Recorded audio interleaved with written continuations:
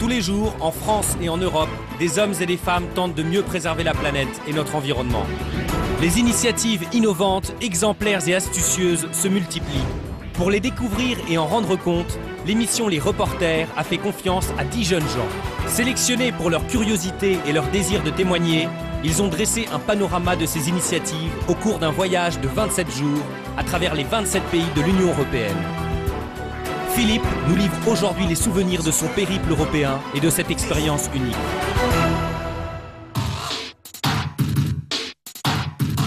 La première étape, c'était Londres, une ville que je connaissais. Sympa. Et on allait parler du recyclage de l'Underground, qui est le métro anglais. Et puis là, on est au cœur du sujet, là. Avec les chaussures qui vont être faites à partir des housses de siège. Avec un peu d'imagination, on peut tout faire. Ici, à Londres, des stylistes et des artistes récupèrent des rames de métro pour leur offrir une seconde chance. Les banquettes deviennent des baskets et les wagons deviennent des ateliers d'artistes. Cette fois-ci, c'est l'écologie qui se met au mode art. Comme les bus rouges, les taxis, Big Ben, l'Underground fait partie intégrante du paysage anglais. Aujourd'hui, une campagne est menée pour réduire son impact sur l'environnement. Depuis 2004, le pourcentage de produits recyclés issus du métro est passé de 10 à 40%. Hello, ça va? Hello, très content de vous rencontrer, comment ça va? L'idée de faire des chaussures est venue des matériaux eux-mêmes. Je voudrais qu'elle invite les gens à réfléchir, à se poser des questions, qu'ils s'interrogent, parce qu'il y a une prise de conscience nécessaire. Nous vivons ensemble sur la même planète et le futur sera ce que nous en ferons. Ces chaussures sont faites à partir de plusieurs matériaux recyclés différents. Par exemple, le cuir vient de porte-chéquiers qui ont été mis au rebut parce que le logo n'était plus bon. Vous voyez, on retrouve le cuir ici, et puis ici aussi et là. Et le tissu du métro, on l'a mis là, vous voyez, c'est celui-là. Et puis pour la semelle, elle vient de pneus de voiture, pour 33%.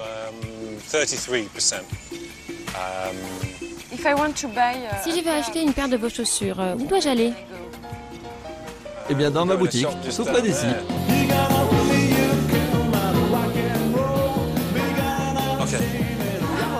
Oh, comme une princesse.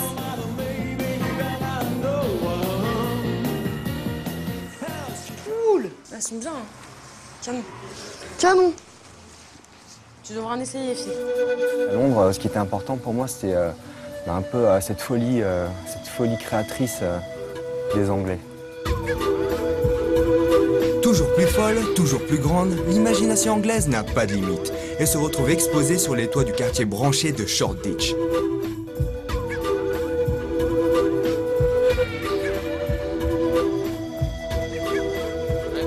Ils se sont juste dit, tiens, on a besoin de locaux pour travailler. Ici, dans le quartier où on a choisi de travailler, à Londres, c'est super cher, donc qu'est-ce qu'on pourrait faire? On a besoin d'un endroit qui soit éclairé et qui puisse inspirer les artistes. Ils se sont dit, bah, tiens, on va réutiliser des rames de métro. On a acheté les wagons pour 100 livres sterling.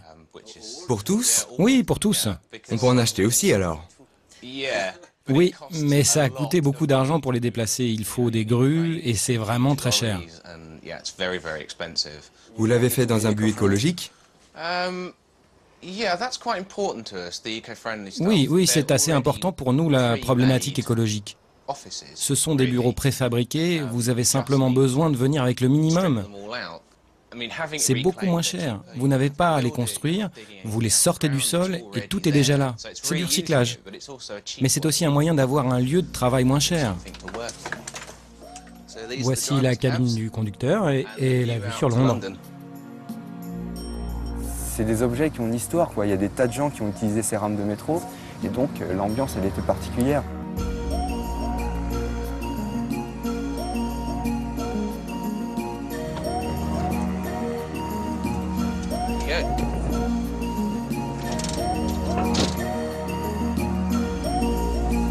Alors nous nous dirigeons actuellement vers Abbey Road, le studio mythique où les Beatles ont enregistré la plupart de leurs albums.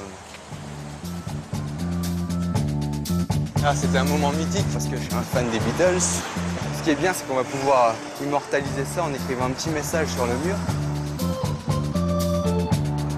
Alors, où est-ce qu'on appose notre marque? Moi, je la vois bien là. Si on ne sait pas qu'on est passé par là, c'est qu'il y a un problème. Ouais, je te laisse finir. Phil and Cess. Dédicace les reporters. Merci. Ok, chaud. Ensuite, on a enchaîné avec la Belgique où nous sommes partis à Anvers pour faire une enquête sur les diamants. Notre nouvelle enquête nous amène à Anvers, la ville du diamant. En 2003, les ONG ont mis en place le processus Kimberley, qui vise à rendre son commerce équitable. Ce processus est-il toujours viable? Peut-on réellement trouver un diamant éthique et durable? Réponse. On met un genre de certificat qui accompagne chaque diamant depuis quasiment la sortie de la mine jusque chez le bijoutier où vous allez l'acheter finalement taillé. Qui garantissent que lorsque vous achetez un diamant, ce diamant vient bien d'une mine reconnue et d'une organisation reconnue et qui n'est pas issu du trafic clandestin qui sert à financer le trafic d'armes. Et on a enchaîné avec l'étape suivante. Retour en France pour une initiative sur les compagnons d'Emmaüs. Bien mon petit bonnet de nuit, hein. C'est ce qui va avec ma nuisette, mais je peux pas la mettre parce qu'il fait trop froid. Hello. Il en manque un, mais c'est qui s'est mal réveillé, il est là. J'ai trop bien dormi. J'ai la grosse pêche. Ça se voit pas, mais j'ai la grosse pêche. Ouais, il y a quelque chose de typique dans ces trains que j'avais pas soupçonné. C'est une espèce de doux ronron qui vous berce toute la nuit. C'est une initiative qui me tenait vraiment à cœur parce que je voulais, à travers le reporter, montrer que l'écologie, c'était pas que du vert, quoi. Qu'il y avait aussi cette couleur humaine. Ce qui est intéressant chez Emmaüs, c'est que vraiment c'est une expérimentation collective.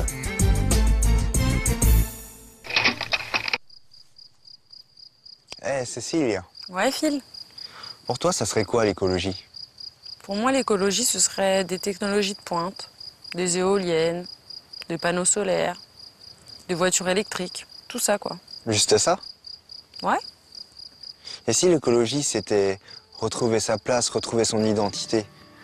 Et puis, tout simplement des choses simples, du bon sens quoi. Une seconde vie, c'est ce qu'offre depuis des années la communauté Emmaüs de l'Escarpeau. Une seconde vie aux objets recueillis chez les particuliers, mais aussi une seconde chance aux personnes qui en ont besoin. Communauté qui intègre du social, de l'économie et de l'écologie, Emmaüs milite pour un mode de vie alternatif qui respecte l'environnement.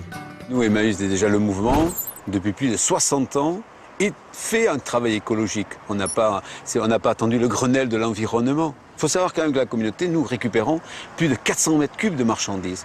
Qu'on remet dans le circuit une quantité de marchandises, qu'on remet dans le circuit de la matière première, ça, c'est déjà un travail extraordinaire. Quand il y a du matos qui arrive ici, qu'est-ce qui se passe en fait? Dans un premier temps, on va tester le matériel. Ouais. Et on vérifie si tout marche. Et ce qui marche, on le récupère. Des fois, on a des ordinateurs comme ceux-là, par exemple, qui ne marchent pas. Là, on récupère les pièces. Ouais. Là encore, on teste. Et après, on remonte des ordinateurs et puis on descend tout à la vente. La communauté fonctionne grâce aux compagnons.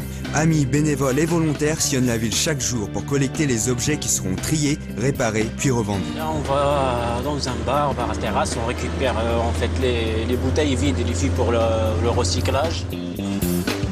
Voilà, 2 et 3. Après le ramassage, la chaîne de solidarité se poursuit et chacun met la main à la pâte pour trier les objets collectés. Ça s'appelle le bric-à-brac, l'endroit où on est allé, cette déchetterie. Et ça te fait te poser énormément de questions sur la société de consommation.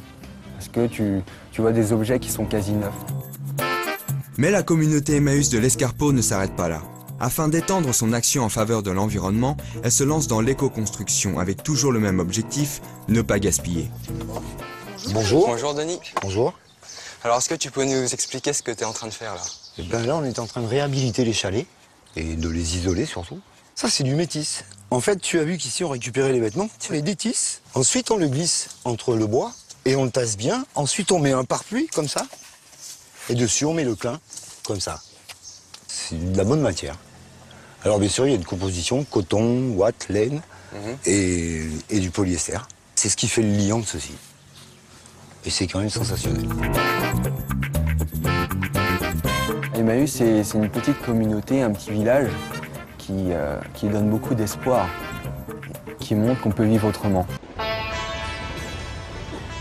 Nouveau pays, nouvelle initiative, nouvelle découverte, nouvelle rencontre. La fatigue s'accumule. Nous voici à Fribourg, en Allemagne. C'est là ou pas? Orientation troisième monde. C'est d'où là? L'Allemagne, c'est une très belle initiative autour des rebelles de Chenot. Alors, les rebelles de Chenot, ça fait titre de film. Qu'est-ce qui s'est passé? En fait, après la catastrophe de Tchernobyl en 86, il y a des gens qui se sont dit moi quand même, le nucléaire, c'est pas sans danger, il y a vraiment un gros risque. Et donc ils se sont dit, le nucléaire, plus jamais ça. Au départ, il n'y avait rien. Puis une étincelle, celle d'Ursula Sladek. Qui a permis une véritable révolution, celle de l'énergie renouvelable contre le nucléaire. À Chenot, petite ville allemande située en Forêt-Noire, chaque habitant consomme une énergie propre. Panneaux solaires, centrales hydrauliques ou système de cogénération. La ville a racheté le réseau électrique et distribue une énergie 100% issue de sources renouvelables. Avec la libéralisation du marché allemand, ceux qu'on appelle les rebelles de Chenot ont même créé leur propre distributeur, EWS, et approvisionnent aujourd'hui plus de 80 000 personnes dans tout le pays.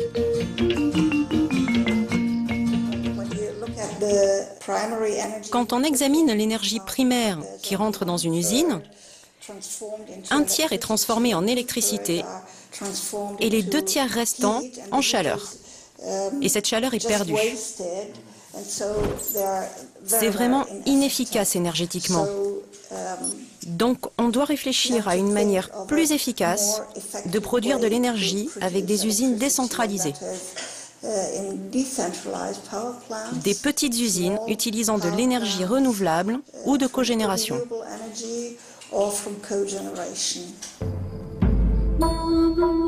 Guidés par Stefan Auschwitz, nous partons à la rencontre d'un des acteurs incontournables de cette énergie propre, le cogénérateur. Ceci est un exemple de cogénérateur. Ça produit de la chaleur pour le bâtiment et en même temps, ça produit de l'électricité. Tout le monde peut mettre une telle unité dans sa cave pour devenir son propre producteur d'électricité. Si tout le monde en Allemagne, par exemple, avait cette machine, on pourrait éteindre d'un seul coup toutes les centrales nucléaires du pays. Voilà, c'était des gens, comme tout le monde, des citoyens. Ils allaient créer leur propre petite association, EWS. Ils allaient mener le combat de David contre Goliath, parce que c'était pas évident de racheter le réseau électrique de la ville. Et ensuite, c'est vraiment l'illustration d'une boule de neige positive, parce qu'au final, toute l'Allemagne peut utiliser de l'énergie de EWS. Les gens deviennent très écolos et ils veulent une énergie verte. Ils ne veulent plus d'énergie nucléaire. L'exemple de Chenot a fait boule de neige. Et aujourd'hui en Allemagne, d'autres villes se mettent à l'énergie propre. À Fribourg, autre vitrine écologique de l'Allemagne, Ulrich nous présente une application ingénieuse inspirée de l'initiative de Chenot. Sur les toits du stade de foot de Fribourg, nous avons le premier exemple en Allemagne de panneaux solaires qui sont possédés par un collectif de particuliers.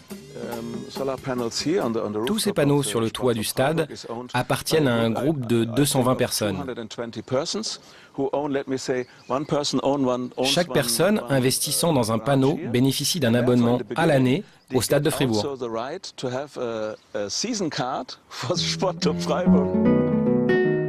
C'est une révolution énergique citoyenne.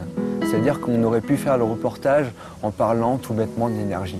Mais c'est pas ça, c'est des gens comme tout le monde, ils se sont bottés le cul, ils se sont bougés et petit à petit ils ont réussi à faire quelque chose. C'est un très beau symbole, c'est tout un rayonnement.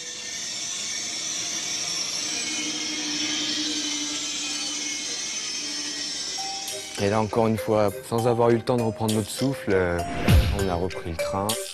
J'étais content d'aller en Grèce. On allait visiter l'Acropole, tout ça. Ça a toujours été quelque chose, c'est le cas de le dire, quelque chose de mythique, moi, la Grèce. Parce que j'avais fait du grec ancien et pendant 4 ans, j'ai dû traduire des vases ou des trucs comme ça. Et à un moment, j'ai même pensé être archéologue parce que je trouvais ça passionnant d'avoir la mémoire d'une civilisation gravée sur des objets, quoi. Mais bizarrement, quand j'y suis allé sur l'Acropole, je crois que ça m'a rien fait. Ça m'a rien fait du tout, quoi.